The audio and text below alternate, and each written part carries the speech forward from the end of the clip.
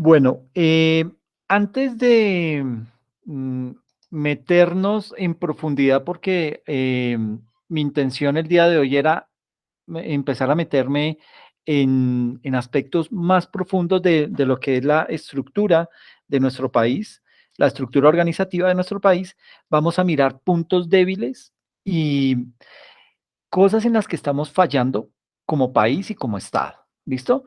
Para en la próxima sesión, partiendo de esos problemas y esas cosas que hemos encontrado, mirar qué, digamos, cómo se están atacando y cómo se está mejorando ese tipo de situaciones. Entonces, voy a compartir pantalla.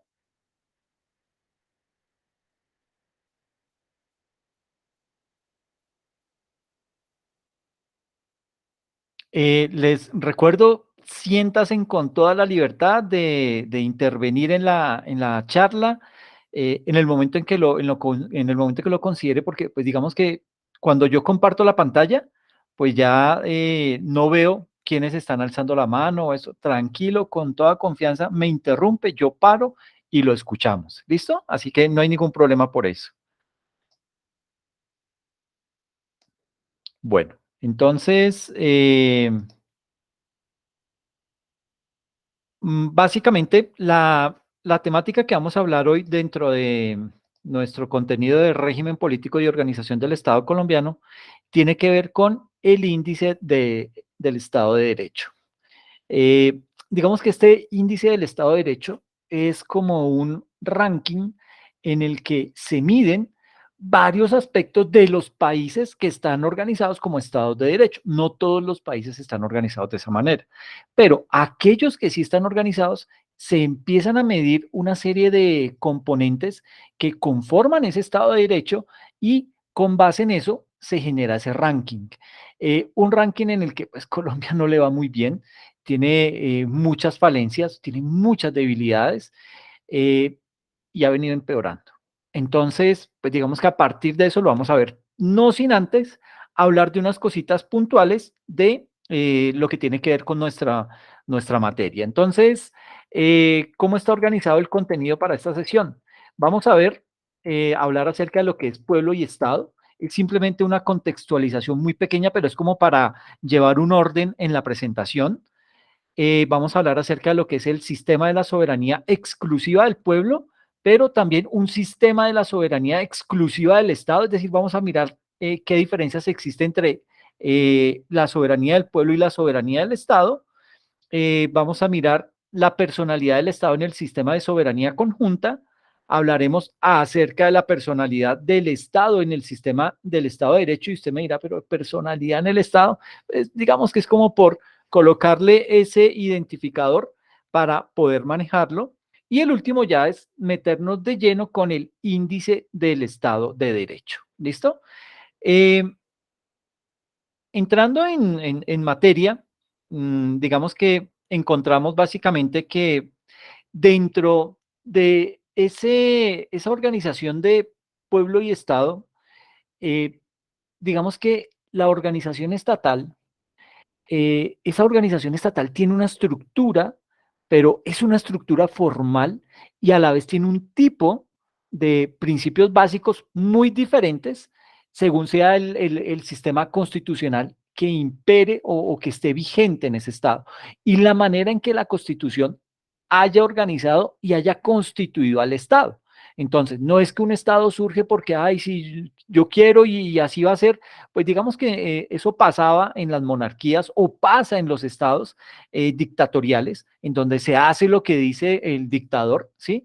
Pasando por encima de la constitución, si es que existe, pero digamos que en países que en algún momento tuvieron su constitución, venían organizados como Estado de Derecho y por X o Y motivo surge un Estado dictatorial, pues digamos que se empieza a ver ese tipo de problemas y se empieza a ver cómo ese gobierno pasa por encima de esa constitución. A propósito de eso, quisiera recomendarles una película, qué pena el paréntesis, pero como para que veamos algo y es bueno ver ese tipo de historias, se llama Argentina 1985 y muestra lo que era la dictadura en Argentina y cómo un fiscal le tocó hacerle frente a los generales de la dictadura y mandarlos a la cárcel. Entonces, digamos que es una película que muestra cómo se tejen todas esas artimañas al interior de los estados, que por más que se lleguen a considerar que en algún momento fueron estados de derecho, en un momento dieron un salto hacia atrás y se convirtieron en dictaduras y luego recuperaron su estado de derecho.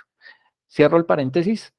Entonces, hay que tener presente que debemos distinguir entre el pueblo en sí mismo, que es ese pueblo considerado como ese titular esencial de la soberanía, y debemos también diferenciar entre ese Estado jurídicamente organizado que se manifiesta básicamente a través de sus órganos habituales. ¿Cuáles son sus órganos habituales? El poder legislativo, la rama legislativa, la rama ejecutiva y la rama judicial. ¿Ok? Eh, y digamos que habrá que mirar cuál es la relación que existe entre ese pueblo colombiano y el Estado colombiano. ¿Ok? Básicamente, esa relación que existe tanto en el pueblo, es decir, esa relación que existe ahí enmarcada entre esos dos elementos que es pueblo y Estado, ¿eso qué va a hacer? Eso nos va a determinar la estructura básica del derecho constitucional y especialmente del derecho administrativo y con esto los caracteres estructurales de todo lo que se considera como esa organización estatal. ¿Ok? Entonces, mire que debemos tener perfectamente claro en la estructura del Estado quiénes son el pueblo colombiano, ¿sí? Cómo está organizado ese Estado.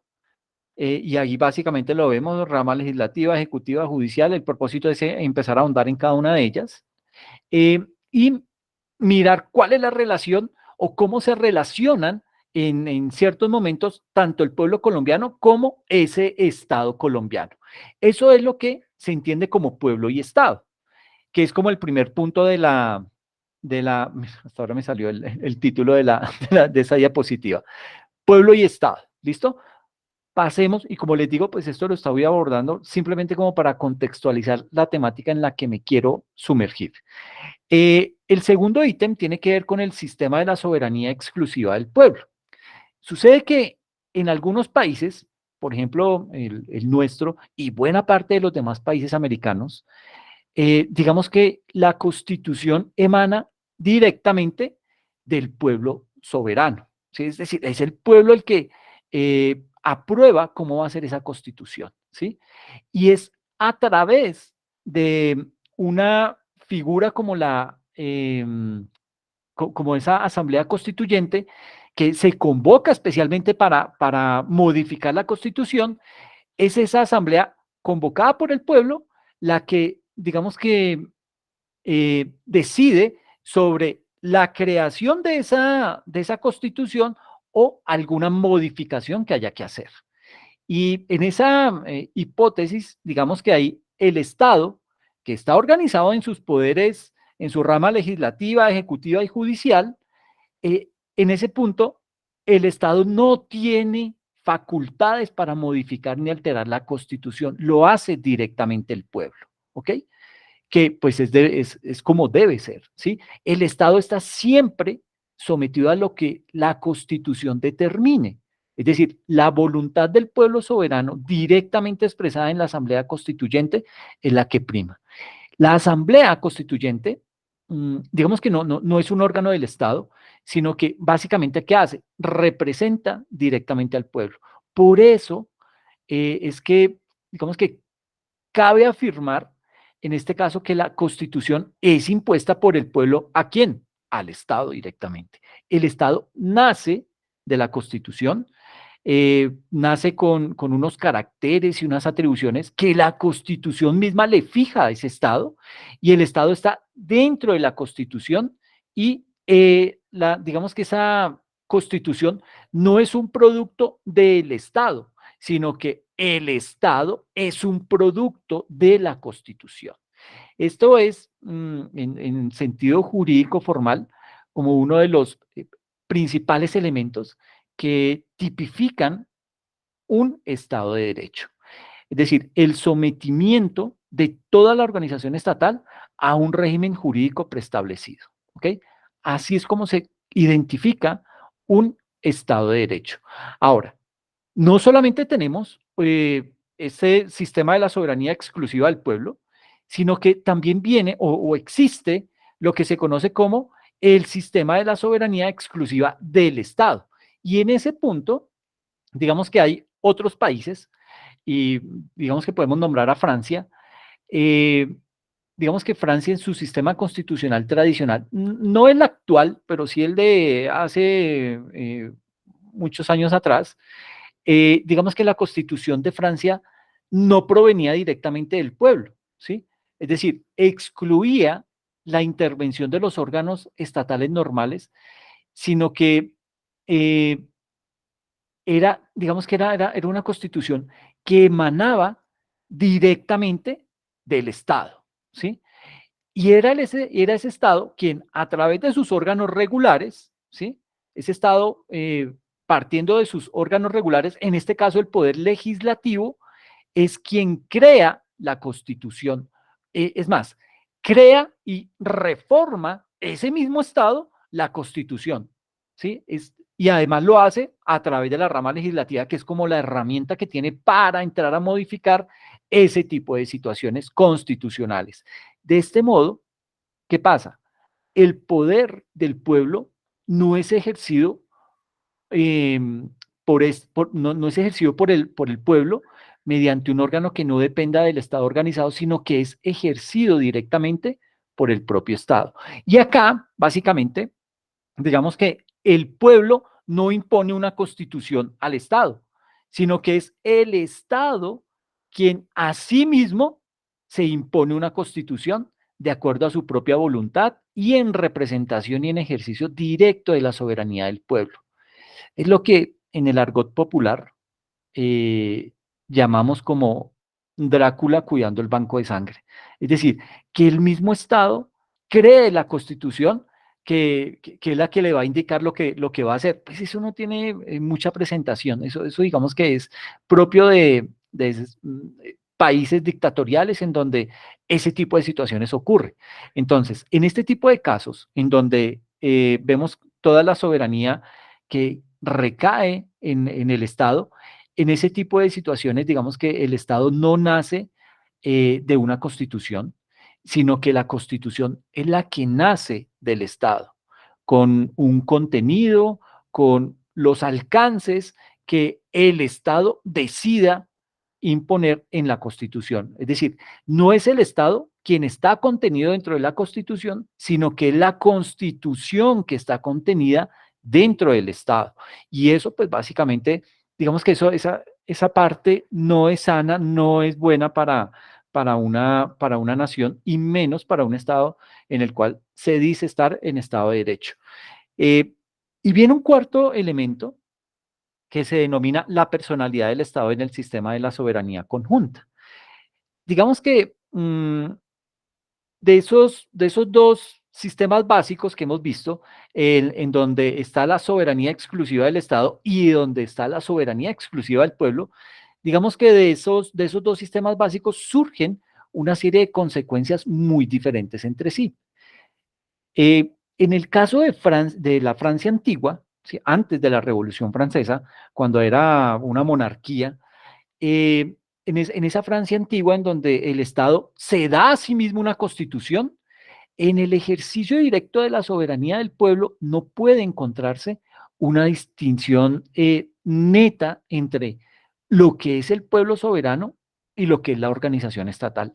Ambos se confunden en una, llamémoslo, continuidad ininterrumpida. En ese caso, ¿qué ocurre en esa situación? El Estado, que está organizado en los poderes legislativo, ejecutivo y judicial, digamos que retiene algo que no le pertenece, ¿sí? Es decir, ¿qué es lo que retiene que no le pertenece? La soberanía del pueblo.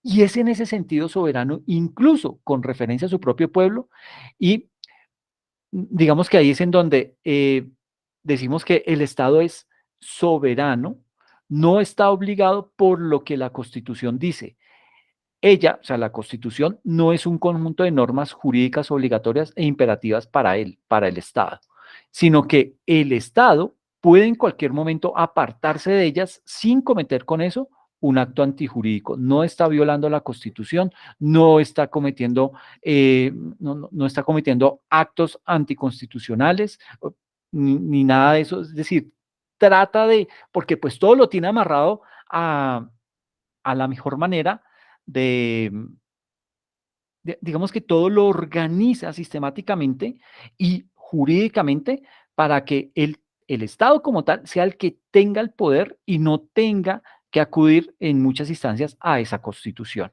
Y en este tipo de situaciones, la constitución no es así nada más que un programa de gobierno. O sea, no se convierte sino solamente eso, una expresión de deseos y finalidades vertida por el Estado y que el Estado puede cumplir o no a su elección. Es decir, aquí básicamente el Estado sigue teniendo el control de las cosas, sigue teniendo el manejo de la población.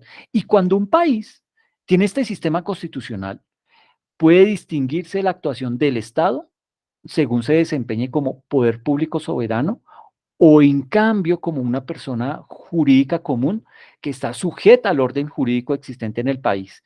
Y así surge en muchos países la doctrina de la doble personalidad del Estado, de acuerdo a la cual se sostiene que cuando el Estado actúa como poder público soberano, no está sometido al orden jurídico y por lo tanto sus actos nunca pueden ser considerados antijurídicos ni pueden originar una responsabilidad cuando en cambio ese Estado actúa en el plano común. eh, Ahí ya sus actos son antijurídicos, ¿sí? Y se considera que son antijurídicos si son actos que contravienen las normas preexistentes y eso puede acarrearle una responsabilidad. Entonces, de esto podemos deducir que los individuos no tienen auténticos derechos subjetivos frente al Estado como poder público y sí solo lo tiene frente al Estado como una persona jurídica. Por eso es que ahí es cuando nace ese derecho administrativo, ¿ok? ¿Por qué? Porque cuando uno tiene el conflicto, bueno, digamos que se origina un conflicto con el Estado. Usted como persona natural se le genera un conflicto con el Estado. Y esto creo que lo he nombrado ya en varias ocasiones. Es precisamente cuando, digamos que en Francia, se presenta lo que se conoce como el fallo blanco. ¿Qué es el fallo blanco?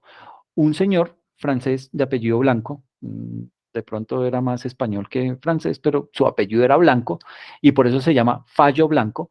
Él tenía a su hija, una niña como de 5 añitos, y la mandó a traer unas cosas de la tienda y la niña salió en esa época, estamos hablando de 1780 y pico, en esa época pues no habían vehículos, bueno, no habían vehículos, no habían carros, pero sí habían carruajes.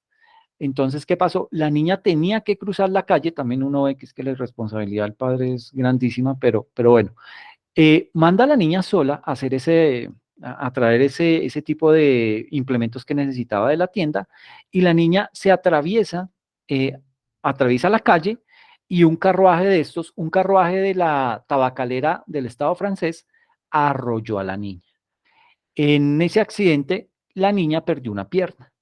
Y bueno, el caso fue que la niña quedó como en silla de ruedas y el papá optó por demandar al Estado francés, porque el que la arrolló fue un vehículo que pertenecía al Estado francés, era como un servidor público. En ese tipo de situación, ¿qué pasó? Pues básicamente, pues digamos que cuando se implementa ese primer conflicto, porque era el primero, básicamente los abogados, bueno, los abogados no tanto, el juez falló a favor del señor Blanco, ¿sí? Le impuso una multa a la tabacalera francesa y ese fue digamos que ese es lo que se conoce como el origen de el derecho administrativo, un derecho que está, digamos, creado para dar equilibrio y ecuanimidad en un conflicto entre el Estado y una persona, alguien del pueblo. ¿Y para qué surge el derecho administrativo? Precisamente para nivelar las cargas y no fallar solamente a favor del Estado, porque eso era lo que ocurría anteriormente. Se decía que cuando usted tenía una pelea con el Estado, un conflicto por dirimir, pues no había esa ecuanimidad o ese equilibrio que le permitiera dar la batalla en las mismas condiciones. Entonces, el Estado sacaba todo su poder, sacaba toda su influencia y pues ese tipo de conflictos salían a favor del Estado. Ahí ya entonces cuando surge ese derecho administrativo, ese es el que le da el estatus de equilibrio a ese tipo de conflictos y es lo que le permite a las personas tener confianza, por un lado, en el sistema judicial de cada país y por otro, también empezar a generar, a entender que el Estado no siempre tiene la razón, que el Estado se equivoca y cuando el Estado se equivoca hay que entrar digamos que a algún acto jurídico para que este Estado responda por los actos en los que cometió la equivocación. Entonces, es simplemente como un poquito de contexto de cómo en un Estado de Derecho, ese derecho administrativo le da transparencia a las situaciones jurídicas que se van presentando entre el Estado como tal y una persona perteneciente al pueblo. Ahora, digamos que en todo este marco que hemos hablado, eh, digamos que aquí se constituye una doctrina, llamémosla autoritaria, y de ahí que tienda a suavizarla diciéndose, por ejemplo, que la doble personalidad del Estado es de derecho público y de derecho privado, en lugar de decir, en, digamos en el primer caso, que es soberano con la consecuencia de irresponsabilidad y que no tiene siempre las consecuencias enunciadas. Pero reitero, cuando aparece ese derecho administrativo, le empieza a dar ese tinte de transparencia al actuar del Estado y al actuar de la persona que está teniendo ese conflicto con la organización estatal. Entonces, digamos que es un avance que se ha dado en términos jurídicos y que eso permite de alguna manera ser mucho más transparentes y equilibrados. Y viene un quinto ítem que habla acerca de lo que es la personalidad del Estado en el Estado de Derecho. Y aquí, pues, digamos que es evidente que en un sistema en el que la Constitución no emana del Estado mismo, sino que la Constitución le es impuesta por el pueblo soberano a ese Estado y se hace a través de un conducto regular que es la Asamblea Constituyente. Ahí el Estado carece de facultades. ¿Para qué? Para modificar la Constitución y está más bien obligado por esa Constitución. eh, y digamos que en ese escenario, el Estado no tiene el ejercicio directo del poder soberano del pueblo y las consecuencias son, digamos que diametralmente opuestas. Si consideramos que soberanía es un poder ilimitado, es un poder que no está sujeto a una norma imperativa y en virtud de esa soberanía puede hacerse absolutamente cualquier cosa, pues es obvio que en ese escenario el sistema constitucional, eh, digamos que en ese escenario, ese sistema constitucional le da la soberanía básicamente al pueblo colombiano. ¿Ok? Bueno, en este caso al pueblo colombiano, pero al pueblo en general. Entonces, eh, y digamos que ahí esa organización estatal, el Estado como tal, en este tipo de situaciones, en el Estado de Derecho, la organización estatal no tiene esa soberanía, la tiene es el pueblo, ¿ok?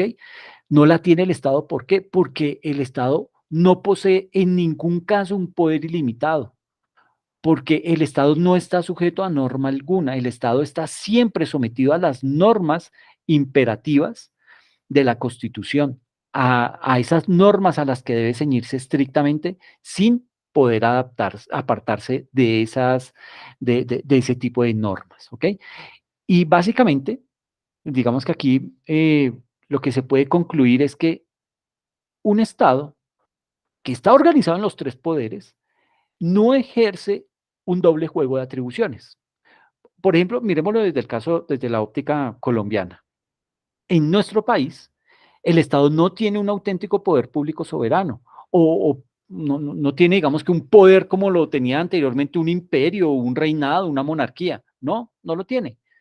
Sus facultades como Estado emergen siempre de un orden jurídico previo que le ha sido impuesto y por eso son, digamos que, yo no sé si la palabra infrajurídica exista, eh, digamos que se encuentra ese Estado bajo un orden jurídico, ¿sí?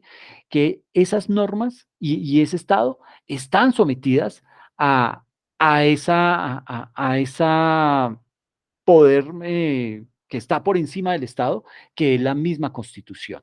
Entonces, si el Estado llegase a contravenir esa Constitución o llegase a contravenir alguna de las normas, eso ya se considera que son unos actos antijurídicos y pues digamos que eso va a tener un tipo de juicio y un tipo de, pues, para poder determinar, primero, por qué lo cometió, a sabiendas que no podía hacerlo, y segundo, a indemnizar a los que tenga que indemnizar debido a, a ese tipo de situaciones. Entonces, en un Estado de Derecho, el Estado actúa así siempre en el mismo plano. Siempre lo hace bajo el orden jurídico y su personalidad está fuera de toda duda.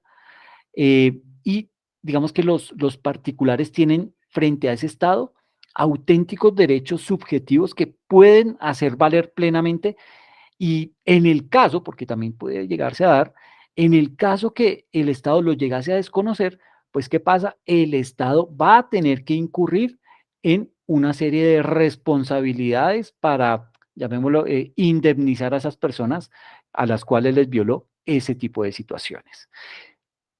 Ya con ese contexto, quiero llevarlos a que miremos lo que es el índice del Estado de Derecho. Vuelvo y les digo, esto es un ranking que existe en donde básicamente se mide eh, qué tanto, eh, qué tan bien está implementado y qué tan sólido está implementado el Estado de Derecho en los diferentes países que hacen parte de este ranking. Entonces, digamos que aquí en primera instancia, pues habrá que decir que, bueno, esta es la página de donde se obtiene la información. Ya los llevo para allá y la navegamos, interactuamos con esa página. Básicamente, yo aquí tengo un análisis que se hizo del índice de Estado de Derecho del año 2019 y lo traigo a colación. Usted mira, bueno, ¿y por qué no trae el del 2022? No, sí, y ahorita lo vemos directamente en la página, pero es más o menos como para que veamos esa implicación y cómo estaba, cuál era la fotografía del Estado colombiano en el 2019 para ver qué tanto hemos mejorado, qué tanto hemos empeorado a hoy con el 2022. ¿Qué pasa? Digamos que ese índice del Estado de Derecho, que es organizado por el Proyecto de Justicia Mundial, es un índice, bueno, más que un índice, es un reporte en donde por medio de encuestas le preguntan a la gente y le preguntan varias cosas, le preguntan desde varios escenarios, en lo judicial, en temas de gobierno abierto, en temas de comunicaciones, en temas de justicia civil, en muchos aspectos le hacen preguntas a las personas y cada persona, en cada país, cada persona responde a las encuestas y eso lo tabulan, sacan una serie de informes y determinan qué tan bien o qué tan mal es la percepción que tiene la gente sobre lo que se dice que ese país reina el Estado de Derecho. ¿Ok? Es básicamente lo que se dice. Aquí en la diapositiva vemos que nos indica que ese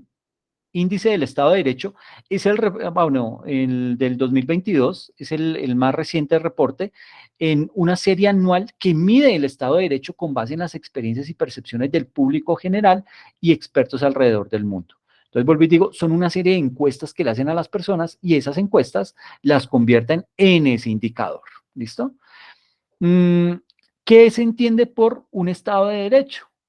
Pues un Estado de Derecho efectivo reduce la corrupción, protege a las personas de injusticias, combate la pobreza, entre muchos aspectos, y ese Estado de Derecho es el sustento de comunidades de igualdad, de oportunidades y paz, además que funge como la base del desarrollo, de gobiernos transparentes que rinden cuentas y del respeto a los derechos fundamentales. Tradicionalmente, el Estado de Derecho ha sido visto como el ámbito de abogados y jueces, pero los problemas cotidianos de seguridad, de derechos, justicia y gobernanza nos afectan a todos.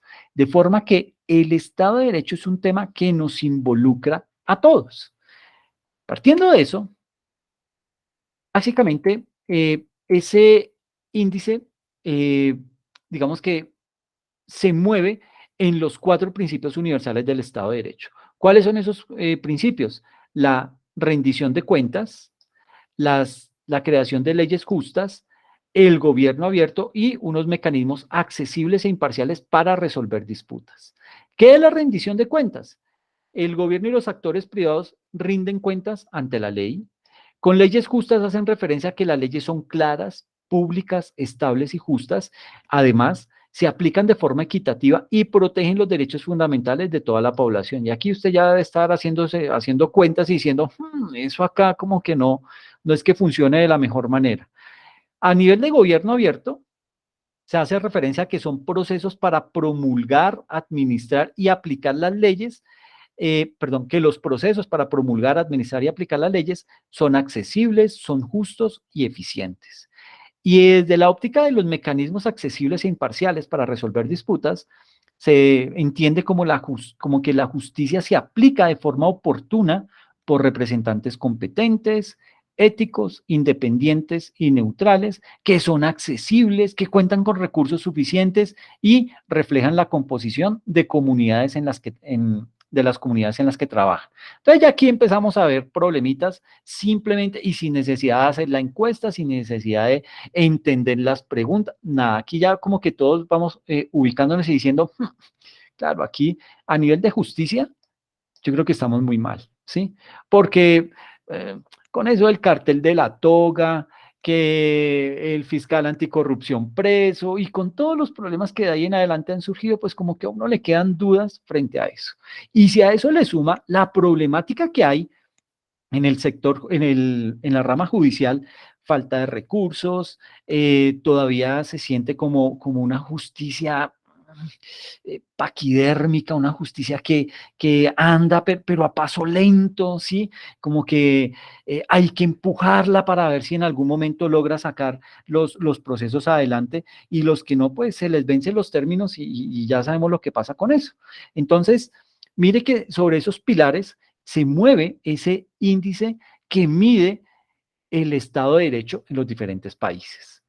Eh, ¿Cómo están distribuidos las temáticas que se miden para poder determinar ese indicador? Entonces, lo primero es los límites al poder gubernamental y dentro de esos límites al poder gubernamental se miden varios aspectos. El primero, límites al poder gubernamental por parte del poder legislativo, por parte del poder judicial, por parte de auditorías independientes. Los funcionarios de gobierno son sancionados cuando incurren en conductas indebidas, contrapesos no gubernamentales y transición de gobierno sujeta a la ley. Entonces, por cada uno de esos factores, hacen unas preguntas y frente a lo que responda cada persona frente a esas preguntas, se va conformando el puntaje. Luego viene otro componente que es la ausencia de corrupción. Esa ausencia de corrupción se mide en 4 escenarios. Los funcionarios del Poder Ejecutivo no abusan de sus funciones para obtener beneficios privados. Los funcionarios del Poder Judicial no abusan de sus funciones para obtener beneficios privados. Los funcionarios del gobierno, la policía y las Fuerzas Armadas no abusan de sus funciones para obtener beneficios privados. Y los funcionarios del Poder Legislativo no abusan de sus funciones para obtener beneficios privados.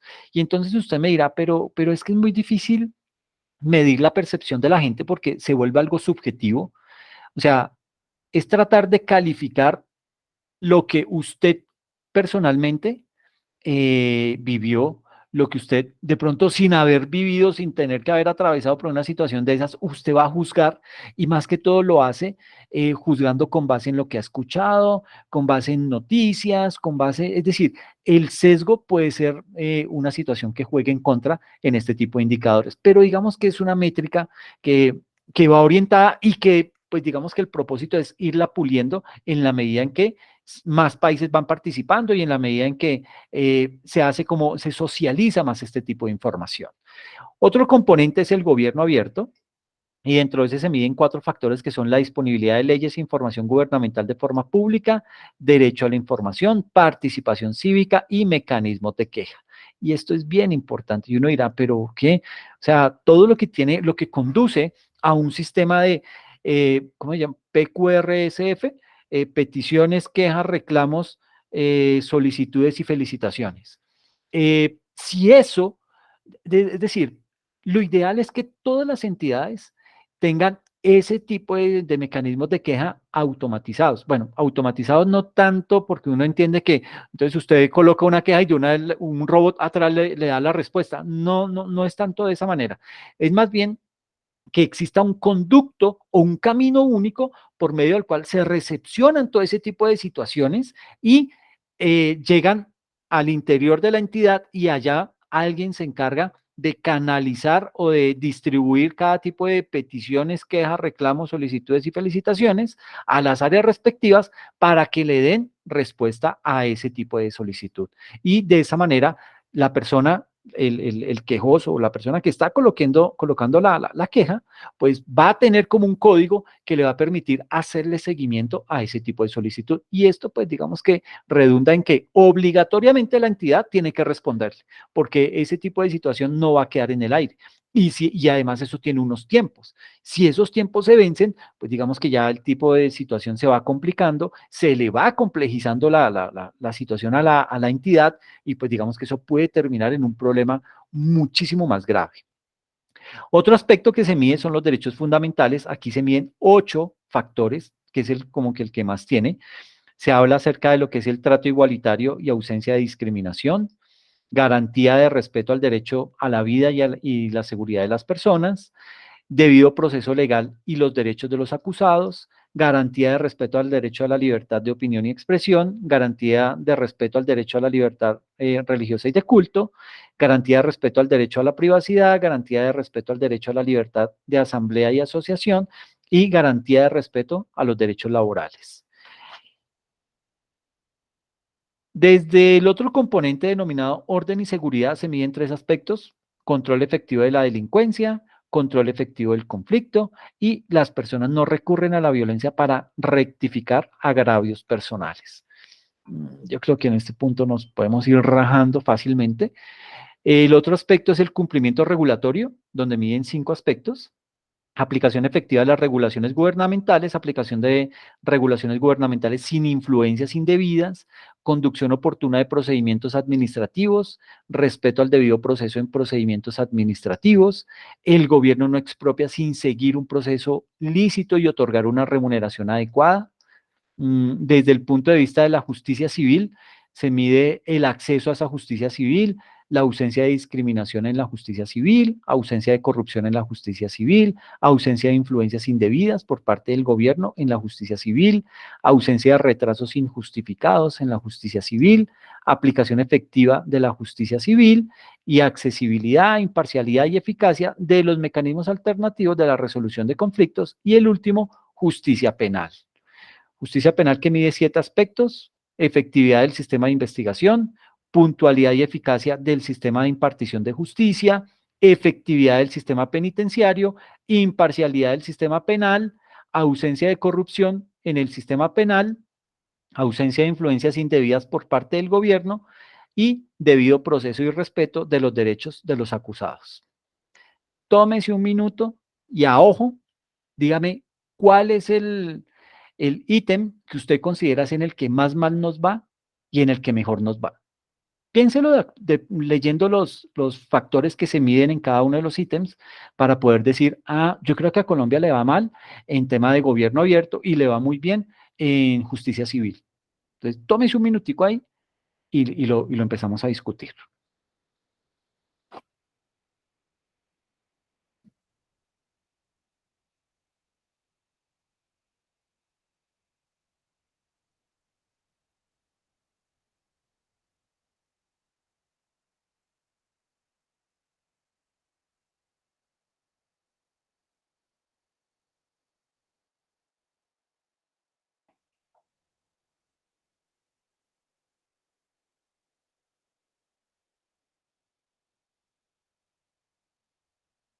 Si alguien tiene ya su ranking, su puntaje, dígalo con confianza. Alexander, yo pienso que nos va muy mal en ausencia de corrupción Ok, en los cuatro ítems que hay allí y podemos estar pasando como ras con gobierno abierto. ok, gobierno abierto, listo, muy bien. ¿Quién da más? Pues yo creería que también nos va mal en el tema de seguridad y orden. Seguridad y orden, ok, el quinto. ¿Y en cuál nos va bien? Pues creería que pues de pronto algo, pero no mucho, en gobierno abierto. Perfecto, bien. ¿Quién más?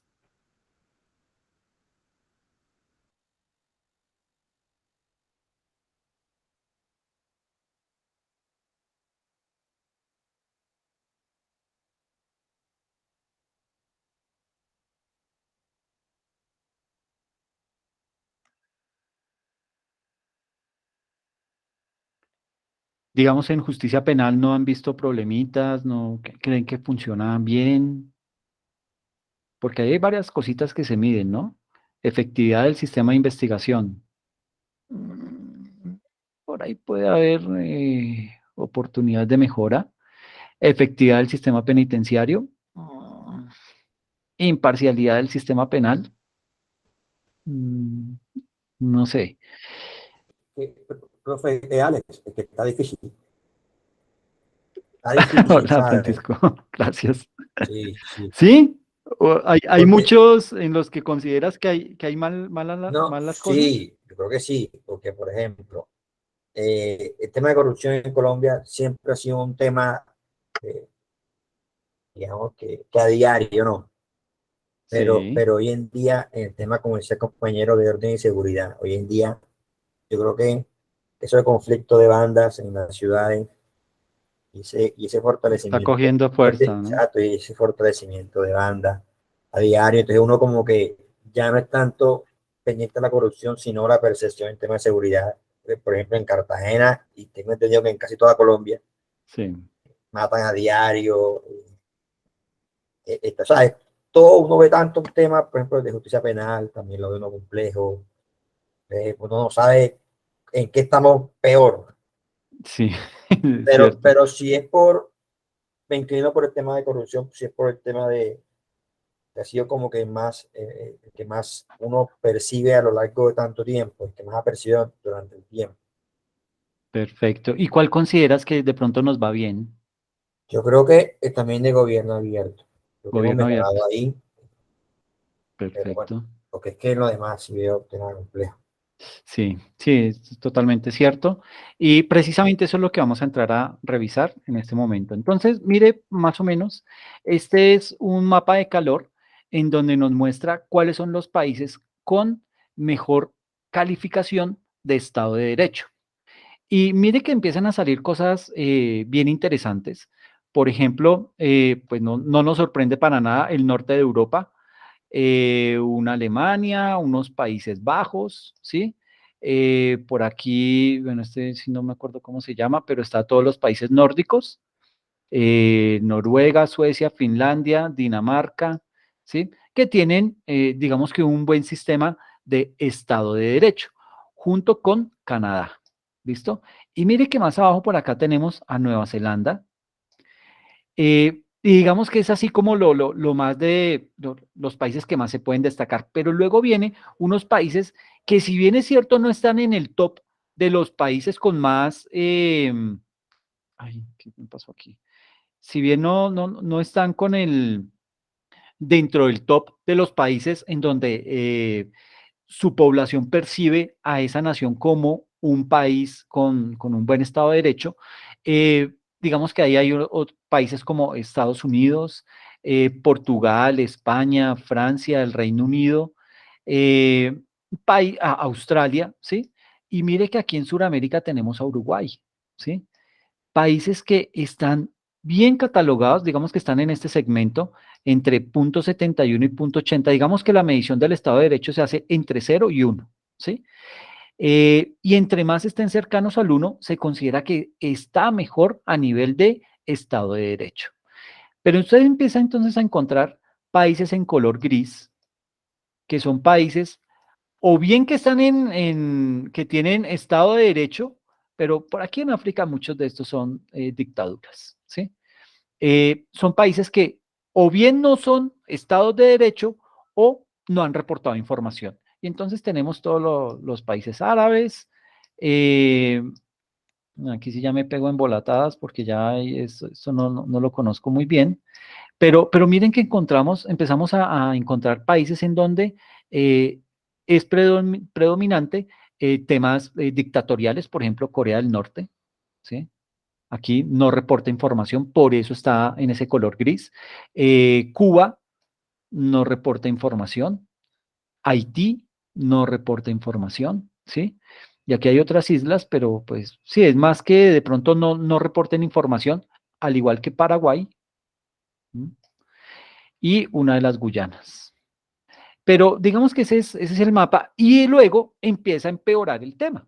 Entonces empezamos a ver países como ya, como que uno dice, miércoles, esto ya se empieza a complicar.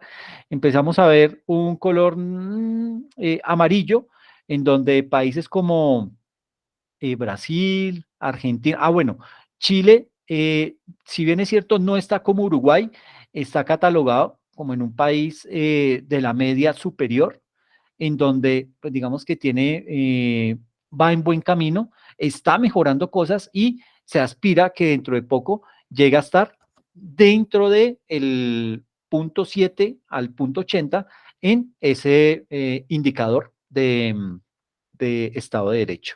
Entonces, digamos que básicamente acá en la región, cuando hablo de la región me refiero específicamente a Latinoamérica. Digamos que el país mejor catalogado es Uruguay, le sigue Chile y le sigue Costa Rica. ¿Ok? Luego, pues ya vienen países como Argentina, Brasil, Perú, ¿sí? Panamá, que pues van en un camino, van en la media del punto 51 al 60, es donde se encuentran ubicados, ¿sí? Pero ya viene el tema peor, en donde los que están por debajo de 50. Y ahí estamos entonces, Colombia, Ecuador, Nicaragua, Honduras, eh, México, ¿sí? Eh, básicamente, bueno, digamos que aquí en la región, y compartimos ese nivel con un Rusia, ¿sí? Con una China. eh, India es de esos países que va en el camino indicado, ¿sí? India, pues digamos que va en el orden, va bien ubicado en ese ranking y se espera que cada vez vaya mejorando más. Eh, pero básicamente nosotros estamos ahí en eso. Y los que están peor en la región, pues son Bolivia y Venezuela. Venezuela, pues puede ser que los datos que reporte, uno desconfía de esa información porque pueden ser datos manipulados, pero con todo y eso que pueden ser manipulados, pues imagínate, todavía sigue en los peores lugares. Pero esa básicamente es como la representación gráfica de cómo estamos a nivel mundial y nosotros nos encontramos prácticamente en este segmento, ¿ok? En el de punto 41 y punto 50. Ahí estamos moviéndonos, ¿listo? El propósito, pues sería en algún momento de tiempo llegar a estar en este lugar, en este segmento de punto 51 a 60 y poder ir avanzando paulatinamente, pero que se vaya viendo y que la gente tenga la percepción. Reitero, todo esto se mide con base en la percepción de las personas, ¿ok? Entonces puede haber algo de sesgo, pero a la larga, pues es uno de los rankings y pues digamos que es lo que se tiene hasta el momento, con sus cosas buenas o con sus cosas malas, pero digamos que ahí va. Eh, Frente a eso, entonces, ya metiéndonos específicamente en lo que es Colombia, se nos dice que los puntajes, pues como les decía, van de 0 a 1, en donde 1 indica la mayor adherencia al Estado de Derecho y 0, pues la menor. Dentro de esto, Colombia tiene un puntaje general de 0,5, ¿sí? El ranking a nivel regional de 30 países, estamos ubicados en el puesto 20. Cuando ingresó Colombia, habían apenas 38 países y ocupamos el puesto 27, ¿sí? Puras vergüenzas. Pero ya a nivel mundial, esto es una foto a 2019, ¿sí? Ya ahorita miramos 2022. Esto a 2019, esta era la radiografía que teníamos. Habían 126 países y estábamos en el puesto 80. Complicado, pero bueno, digamos que ahí íbamos teniendo ese tipo de situaciones, en algunos aspectos mucho mejor que en otros. Básicamente, en ese año caímos en un 0,01%, en un 0,1, en un 0,01 puntos, y caímos a nivel de ranking 3 puestos, ¿sí? Hablándolo a nivel global, pues digamos que estábamos en el puesto 77 y llegamos al puesto 80. ¿Cómo en cada uno de los factores que se evalúan, cómo quedamos? Pues básicamente en límites al poder gubernamental, 0,53. Digamos que en el que mejor nos fue en gobierno abierto. Toda la razón, las 3 personas que participaron diciendo que en código abierto era lo mejor. Para el 2019 esa era la imagen y supone uno que para el 2022 debe seguir la tendencia, porque es totalmente cierto, si en algo ha avanzado Colombia es en ese gobierno abierto, en mostrar resultados, socializarlos de diferentes maneras, con datos abiertos, etcétera, etcétera. Entonces, digamos que ese es como el mejor puntaje, pero estamos cayendo, estamos mal en justicia penal y estamos mal en ausencia de corrupción, ¿ok? Ya los otros, pues justicia civil, cumplimiento regulatorio, digamos que ahí siguen por debajo de la media, pero básicamente el peor es justicia penal, ¿ok? Entonces, eso nos muestra que que las cosas no van por buen camino y que es mucha la percepción negativa que tiene el pueblo colombiano en temas de justicia penal y de ausencia de corrupción. Luego viene justicia civil, cumplimiento regulatorio, se empata límites al poder gubernamental con derechos fundamentales y el penúltimo en buen nivel, orden y seguridad, que hoy en día debe estar esto muy afectado, perdón ahí por el recuadro, y gobierno abierto, que es el mejor. Entonces, salgámonos de acá. Me paso a... Esta es la página, worldjusticeproject.org, y aquí está, digamos que Colombia. Por lo general, cuando uno lo abre, la página reconoce la IP y dice, ah, esa es una IP de Colombia, entonces de una vez le trae a Colombia como tal. Lo va a abrir en inglés, ¿sí? Pero pues usted puede cambiarle ahí el idioma. Bueno, ¿qué pasa aquí? Aquí uno puede modificar, bueno, aquí podemos buscar los países que querramos, ¿sí? Y los años que querramos. Esto empezó a funcionar desde el 2015, pero como les decía, en 2019, este era nuestro puntaje general, punto 50, habíamos descendido. ¿Por qué? Porque en 2018, en 2017-2018, habíamos ocupado un mayor puntaje, un mayor ranking a nivel global, ¿sí? Pero en el año 2019 caímos de 126 países, como les decía, estábamos ocupando el puesto 80, a nivel regional de 30 países, estábamos en el puesto 20. Básicamente, aquí en la modificación que hubo en el ranking fue que caímos 3 puntos, ¿sí?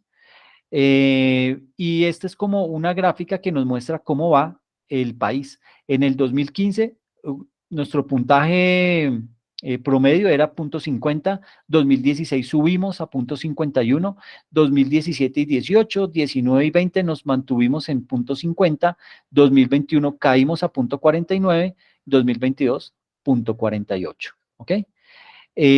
Aquí están las mismas gráficas que vimos.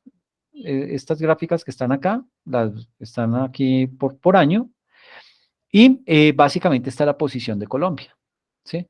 Ahí nos muestra, si nos paramos en Colombia, nos muestra la misma información, puntaje global, 80, nuestra posición de 126 países, estamos en el puesto 80, de 30 países en la región, ocupamos el puesto 20, ¿sí? Y básicamente aquí viene el ranking. Entonces, encontramos aquí en primer lugar Dinamarca con .90, ¿sí? Le sigue Noruega, le sigue Finlandia, Suecia, Países Bajos, Alemania, que todo esto está cambiando después de la pandemia, Austria, recuerden que estamos en el 2019. Y así sucesivamente, aquí encontramos Singapur, que tiene muy buenos niveles, Bélgica, Japón, etcétera, etcétera. Y el último viene siendo Venezuela, ¿ok? Pero pues Venezuela uno podría entender que no está reportando la información o habrá que mirar qué tipo de métricas es con las que están midiendo a Venezuela y luego viene Camboya. Para el 2020 estará la percepción. Entonces, a nivel de Colombia, 0,50, ¿sí? Subimos 5 puntos y eso era pandemia, ¿sí? Subimos 5 puntos, ya no estábamos en el puesto 80, sino pasamos al puesto 77. A nivel global, ya de 30 países, estábamos en el 20, ahora estamos en el 19 y digamos que ahí nos vamos manteniendo con el mismo promedio. Seguimos acá, puesto 77, le vamos ganando a Albania y de ahí para adelante nos va ganando Surinam y todo ese poco de países, muchos de Asia, Asia Pacífico y, bueno, y sigue liderando Dinamarca para el 2020. Como les digo, factores, bueno, y aquí están ya por factor, el primero que habíamos visto, aquí se me... Bueno, tema de contraste de poder de gobierno, el promedio fue de 0,53, ausencia de corrupción 0,39, gobierno abierto 0,64, ¿sí?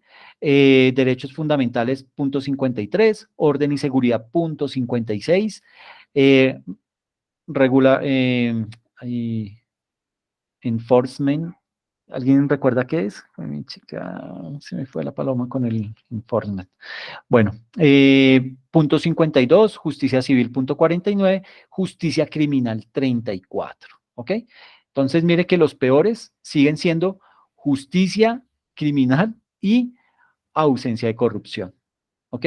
Y el mejor se sigue manteniendo gobierno abierto, ¿listo? O sea que, pues, cambios realmente no es que hayan habido mucho para el 2020. 2021, ¿qué pasa? En el 2021 teníamos un promedio de 0,50 tanto en los años 17, 18, 19 y 20 y para el 2021 caímos a 0,49. Nuestro ranking empeoró. Ahora de 139 países estamos ubicados en el puesto 86, caímos.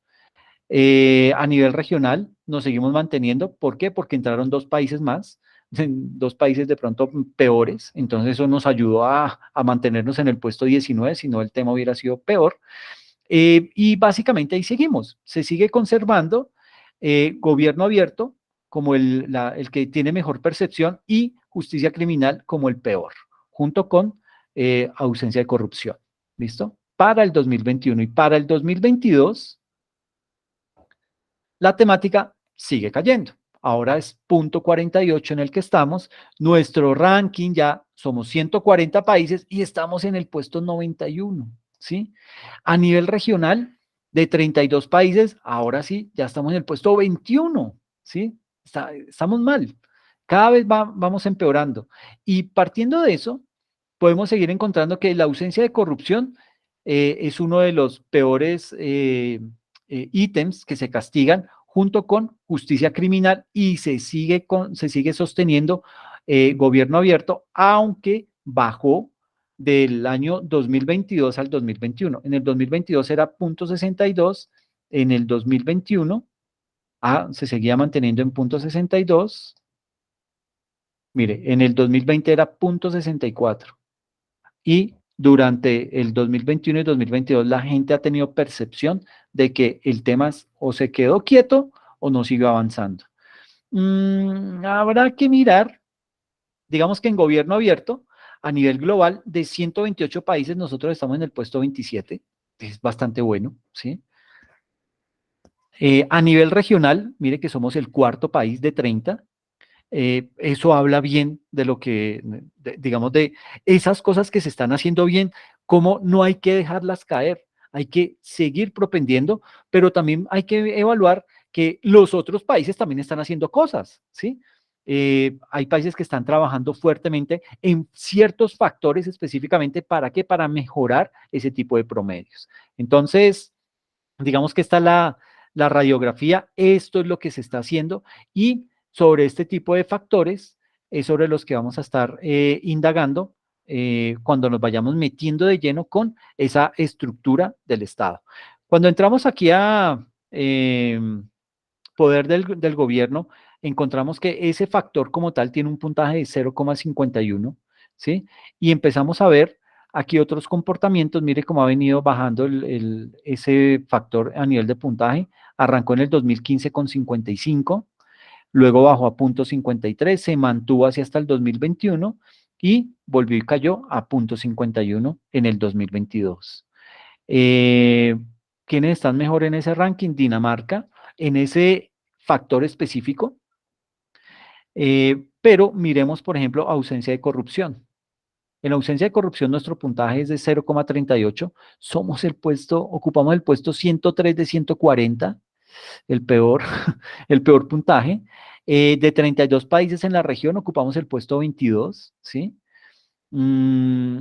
Y empezamos a ver acá, sí, digamos que es bueno, aquí la gráfica nos muestra que en el 2015 nuestro puntaje era 0,43, bajamos a 0,41, bajamos luego a 0,38, subimos a 0,39 en el 2020 y 2021 y volvimos a caer a 0,38.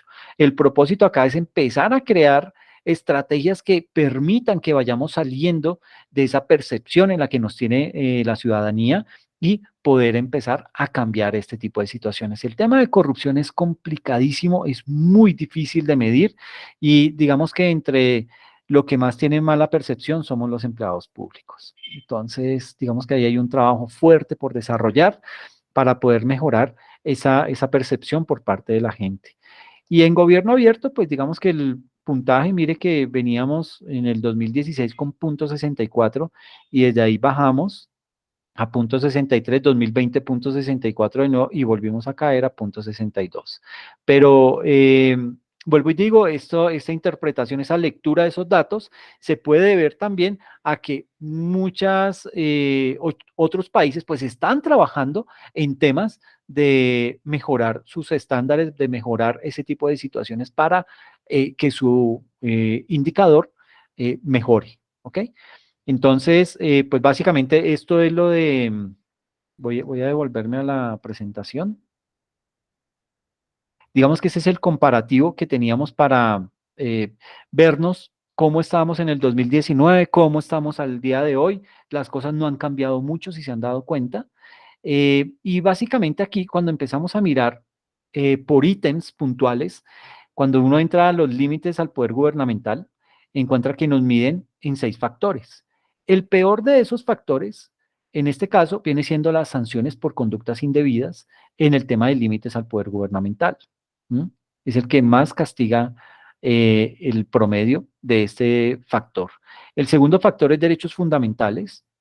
Califican ausencia de discriminación, vida y seguridad, debido proceso legal, libertad de expresión, libertad religiosa, derecho a la privacidad, libertad de asociación y derechos laborales.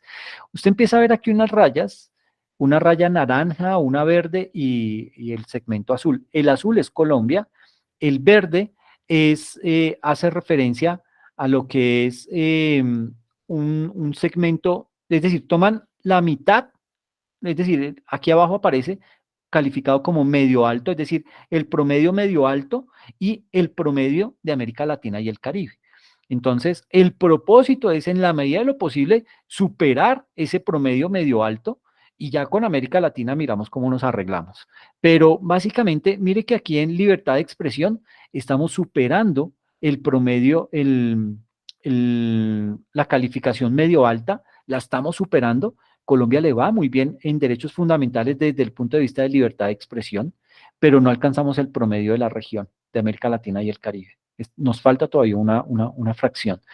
Frente a ausencia de discriminación, mire que en la región pasamos completamente el promedio de América Latina y el Caribe y estamos muy cerca de ese promedio, de ese puntaje medio alto para poderlo alcanzar. ¿Qué más? Bueno, aquí el peor escenario, el que más nos castiga, es el denominado debido proceso legal. Es el que se percibe como el que es más lento dentro de ese factor. Viene desde el aspecto de la justicia civil. En justicia civil, digamos que no pudo haber sido peor, ¿sí? Mire que en el que más nos castigan es en el tema denominado sin retrasos injustificados. Estamos completamente por debajo de la media de América Latina y totalmente por debajo del promedio medio alto que se tiene estipulado. Por ejemplo, pero en temas de accesibilidad, mire que estamos alcanzando el promedio medio alto y el promedio de América Latina.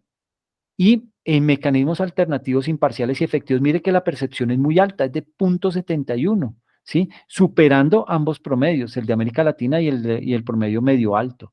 Entonces, pues digamos que es un buen segmento y habrá que mirar qué se está haciendo bien en ese factor para poder de pronto imitarlo en otros factores en donde nos esté yendo mal, ¿sí? Pero completamente lo que más castiga este sector de la justicia civil son los retrasos injustificados. El otro, ausencia de corrupción, pues grave, mire por poderes, ¿cuál es el peor? Poder legislativo, con con 0.10 puntos. Luego le sigue el poder ejecutivo, le sigue el poder judicial y en el único en el que le ganamos al promedio, por lo menos de América Latina, es en el de policía ejército, en donde lo superamos por un bajo margen, pero no alcanzamos a cumplir el promedio medio alto del indicador. En factores como el de orden y seguridad, digamos, mire, el tema de ausencia de conflicto civil, la gente lo tiene muy bien rankeado, aunque está también bien rankeado el promedio de América Latina y el promedio medio alto. Es decir, digamos que los países están midiendo o están viendo con buenos ojos ese factor de ausencia de conflicto civil, pero en el que más nos castigan es ausencia de justicia por mano propia. Digamos que esos son factores que ahí nos empiezan como a doler y empiezan a castigar ese indicador. Luego viene justicia penal, en donde el indicador que más nos afecta es investigaciones efectivas. Y viene otro que también nos duele, que es el sistema penitenciario efectivo. Viene gobierno abierto, que es el mejor en todos los ítems. Ahí de pronto el más bajito fue participación cívica, pero mire que el resto supera por creces al promedio de América Latina y al promedio medio alto. Mire que aquí en leyes y datos públicos, en derecho a la información, lo supera completamente y en mecanismos de queja. Entonces, son ítems en los cuales Colombia ha avanzado mucho y le puede servir de espejo retrovisor a esos países que están viniendo detrás y que quieren llegar a tener el mismo nivel que está desarrollando Colombia en temas de gobierno abierto.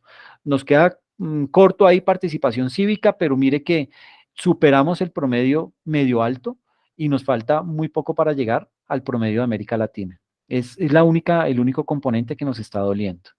Y el último es el cumplimiento regulatorio, en donde el peor factor es sin retrasos injustificados, en donde no llegamos ni siquiera al promedio de América Latina ni al promedio medio alto, y esa parte es la que más nos castiga ahí en esos ítems. Frente a ese índice de Estado de Derecho, hay unas tendencias globales, nos dice ahí que los puntajes del índice de Estado de Derecho 2019, porque vuelvo y les digo, esto fue una fotografía que se tomó a 2019, muestran que más países vieron una disminución en sus puntuaciones desde la última publicación de ese índice, que fue en enero del 2018, pero voy a actualizar esto para publicárselo junto con la grabación, para mostrarles cómo estamos, cuál es la fotografía 2022 y hacer ese análisis. La dimensión de límites al poder gubernamental, que es el factor número 1, fue la que mostró mayor deterioro. Esto fue a nivel mundial, lo cual es una señal que sugiere un aumento de autoritarismo. este factor mide si quienes gobiernan están limitados por pesos y contrapesos institucionales y no gubernamentales, como un poder judicial independiente, una prensa libre, legislaturas con capacidades de supervisión, entre otros. Y al respecto, en los últimos 4 años, Polonia, Bosnia y Herzegovina y Serbia registraron las caídas más marcadas. Polonia, que es un país que viene mostrando unos niveles de desarrollo económico bastante fuertes y bien acelerados, pero mire que está pecando en este tema.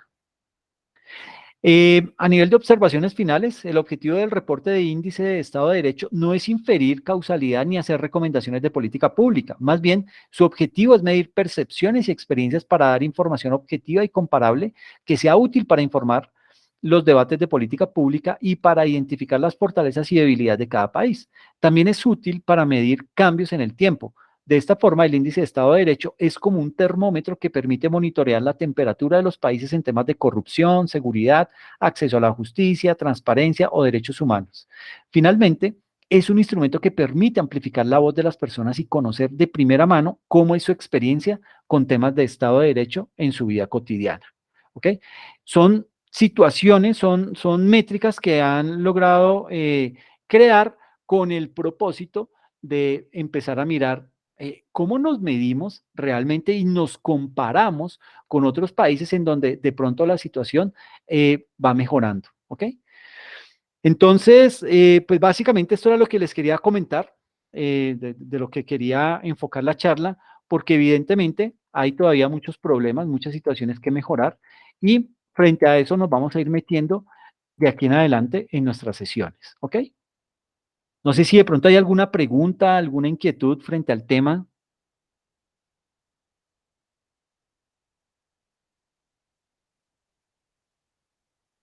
No puede ser que los dormí. Jue mi chica.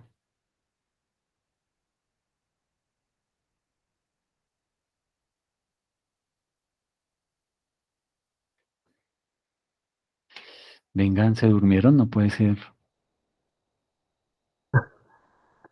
No, Alexander, para nada. No, bien. ¿Qué pasó, Todo lo hermano? contrario, muy interesante el Los, tema. Lo que pasa es que los, uno se queda sin argumentos frente a ese informe y lo que realmente sucede en nuestro panorama de política pública del país.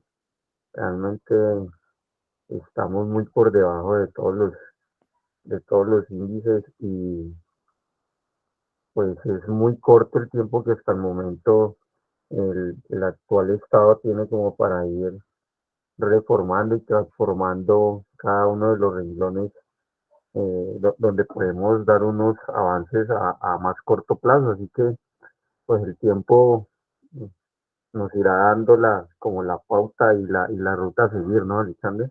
Sí, exacto. Es básicamente lo que, digamos que, pues como para rasgarnos las vestiduras, pues tampoco es, pero sí es como que, no, oiga, nos llama la atención, pilas, mire que Colombia está débil en esto y en esto, hay que trabajar en ese tipo de cosas. No vayan a caer en lo que han logrado avanzar, no vayan a dejar que eso se deteriore. Por el contrario, hay que reforzarlo y seguir siendo ejemplo para que otros países nos imiten. Y en tema de gobierno abierto, es el factor para sacar la cara, para mostrar ese tipo de avances que se ha tenido como país y mirar a ver, pues, de pronto qué nos falta en relación a otros países que de pronto nos superan frente a ese aspecto. Pero sí, básicamente, y muy al lugar lo que comentas, el 2022 nos castigó, ¿sí? Pero pues habrá que mirar básicamente en qué momento, hasta qué momento fue la fotografía con la que sacaron este informe para poder determinar pues realmente si ya están midiendo de alguna manera al nuevo gobierno o todavía se está evaluando al gobierno anterior, que pues creo que es más hacia ese lado. Y habrá que empezar a hacerle seguimiento al del 2023 para mirar si estamos mejorando o empeorando. Bueno, eso era lo que les quería comentar el día de hoy. Les agradezco mucho la asistencia, gracias por la participación y pues nada, nos vemos dentro de 8 días, ¿les parece? Sí, claro, buenas noches, Alexander, y gracias por Hola Javier, qué gusto tenerte por acá, hombre. aquí, con tristeza con esos informes, pero bueno, ¿qué se puede hacer? No, Hay que vivir y tratar de seguir luchando para que esto cambie. Sí, A veces sí, eso es cierto. cambien la idea que nos venden los gobiernos diciendo que las cosas están bien. Y bueno, las cosas no es que estén bien y bueno, esperando a ver que con este nuevo gobierno las cosas cambien. Yo diría más que todo que esos informes van reflejados a los pasados gobiernos, porque para tener un informe de un gobierno que apenas no lleva ni 3 meses, sería algo que no estaría a la realidad. Sí, es totalmente cierto. Pero si me quedo con la tarea de investigar en qué momento, pues, cuál fue la fecha corte para realizar este informe y como para que tengan, digamos que toda la información. ¿Ok? Bueno, muchas gracias a todos. Les deseo lo mejor, pilas con ese invierno y nos vemos en 8 días. ¿Ok? Gracias, Alexander. Buenas noches. No, Listo, a profe, ustedes. entonces, muchas gracias. Muchas gracias. Cuídense mucho. Gracias. A ti, que estés bien. Gracias, profe. Jimena, que te vaya muy bien. Muchas gracias.